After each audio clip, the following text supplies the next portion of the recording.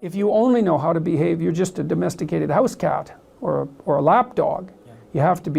You have to push beyond the persona, and that's what the integration of the shadow does from the Jungian perspective. It's like to pull that monster that's been edited out of you, to pull that back in and to allow that to reveal itself within your increasingly sophisticated way of being. And then you're not just a persona.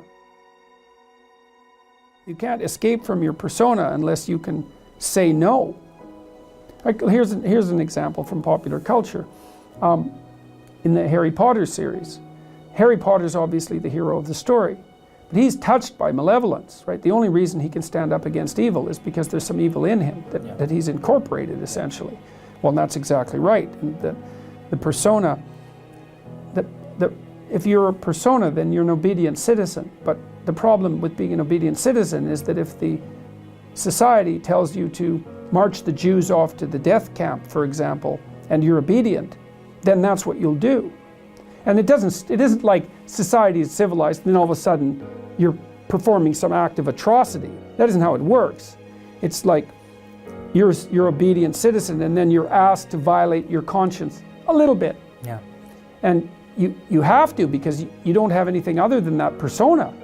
And that's obedience. And so a little more obedience is demanded, and you say, okay, well, and then you're a little bent, because the society is becoming a little bent, and then you're a little weaker. And then you're asked to violate your conscience a little bit more, and you think, well, there's a little less of me, and the pressure's on a little more, and I could have said no before, but I didn't. So you say yes again, then you say yes again, and then you have a society where 1/3 of the population is informing on the other 2/3. It's hell. It's like, well, so how do you say no? Well, that's the shadow. It's like, and see, the reason that the video I did about Bill C-16 and its compelled speech provisions went viral was because I said no. I didn't say it casually. What I meant was, there isn't anything that you can do to me that I can imagine that will force me to utter the words that you want me to utter. Nothing. And I meant it. And when I made the video, I think people could actually tell that I meant it. And so I took this abstract problem and made it concrete. I said, no, that's not happening. And that's part of the incorporation of the shadow. But in this regard, the shadow is actually benevolent, not malevolent. Well, once it's incorporated. Yeah, well, that's the thing. Yeah. And I don't know what to make of that in its entirety, because it sort of means that it means something like, because one of the old metaphysical problems is, why would God allow evil into the world? I think, well, maybe God didn't allow evil into the world. Maybe God allowed the possibility of evil into the world. That's different. And maybe the world with the possibility of evil is actually a better world than the world without the possibility of evil. It's something like that, in that maybe a man is better when he's a dangerous man who's being good than he would be if he was just a good man who wasn't capable of being dangerous. And I believe that, because the best men that I've ever met are very dangerous men. You don't mess with them. So, and you know that as soon as you meet them. Do you think weak men can be virtuous? No. Because I think that when you're weak, let's say that signals that you don't have the options to sin.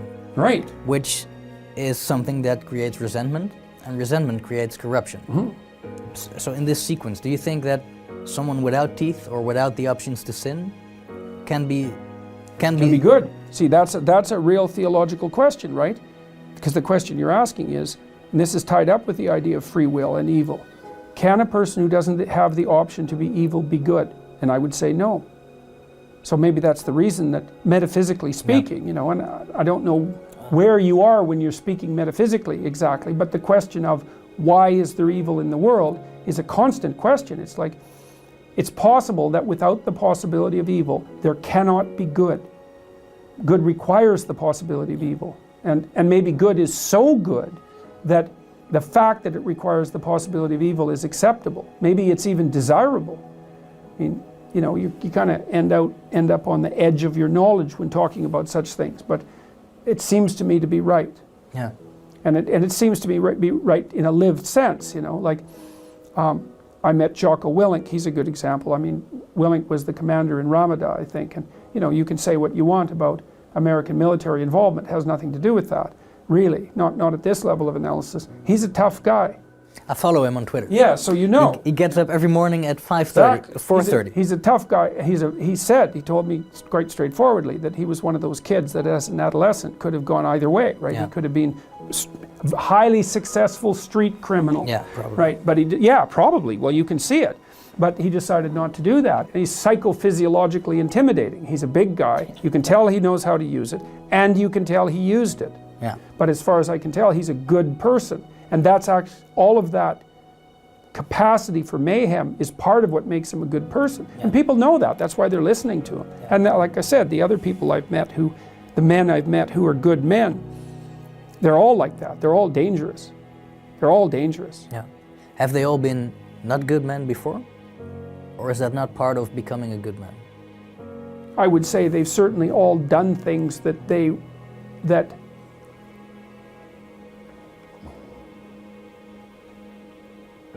well, you know, adolescents break rules, right? And healthy adolescents break rules. And so then the question is, well, how extreme does the rule breaking become? Well, it would vary from person to person, but I would say that most of them, not all of them, but most of them were more on the end of the rule breaking spectrum, right? They broke more rules than normal, but they clued in, you know, and explored that and then decided, no,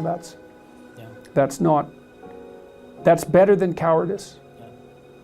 It's better than weakness, but it's not as good as what's good.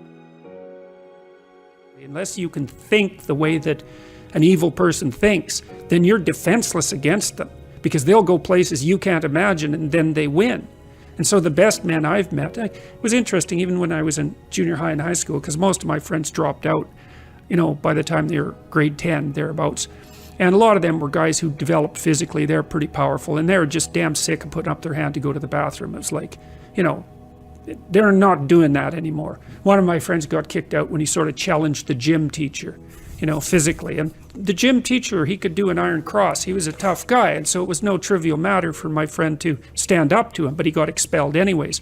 But, you know, I noticed that it was often the kids whose character I admired that either quit or got expelled, and they were the tougher guys who were just sick and tired of following rules that didn't take into account their character, and then they'd go off and work in the oil rigs or whatever, and you could do that in Alberta at that time. And that was really hard work, you know, so it wasn't like they were necessarily taking the easy path.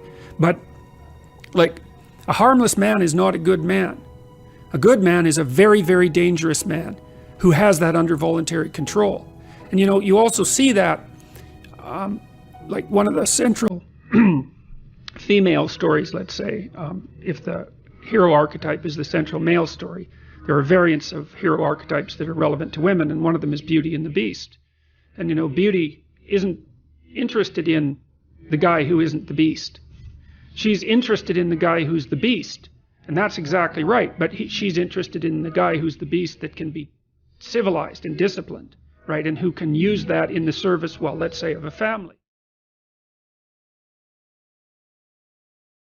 One of the most amazing things that I discovered this year, or stumbled upon, was I was puzzling over a line in the New Testament, which I've always been curious about because it never sat right with me.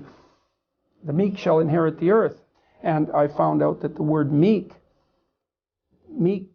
either doesn't mean now what it meant when people first translated the text, or it was a mistranslation, either way. But because meek sounds like powerless and harmless, it's something like that, right?